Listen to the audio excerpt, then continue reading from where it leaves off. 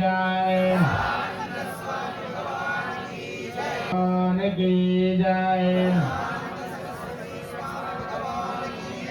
भगवान की जय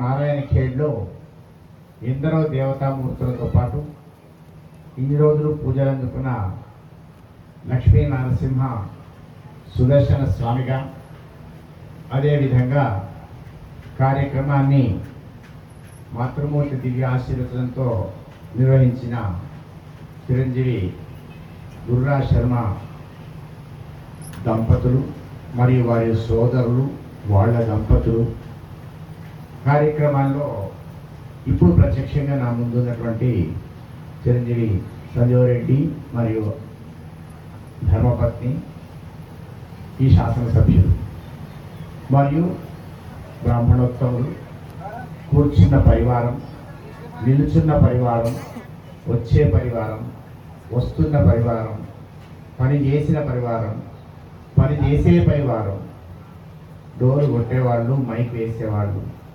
విస్తాలు తీసేవాళ్ళు, వంట చేసేవాళ్ళు, నేను ఇలా మన అందరిలో వెలుగుతున్న భగవంతునికి నారాయణ నమోవాకాలు అర్పించుకుంటూ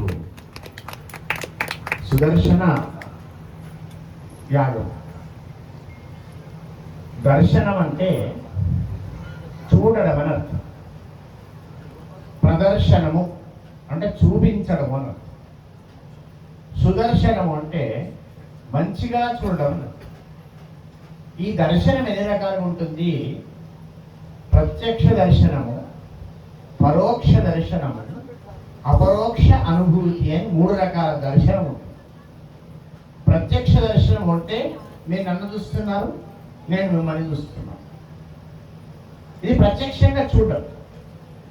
పరోక్ష దర్శనం, మీరు ఇంట్లోకి వెళ్ళినాక కూడా నన్ను మీ మనసులో చూడగలగడం, లేదా నేను మిమ్మల్ని చూడగలగడం, లేదా కళలో చూడగలగడం.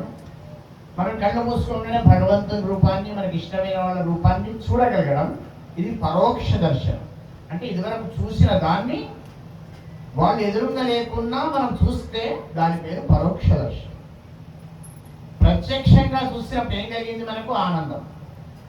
పరోక్షంగా చూసినప్పుడు ఏం కలిగింది? ఆనందం.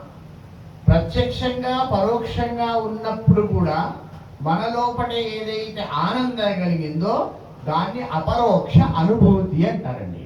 దర్శనం అంటే వాస్తవానికి అపరోక్ష అనుభూతి.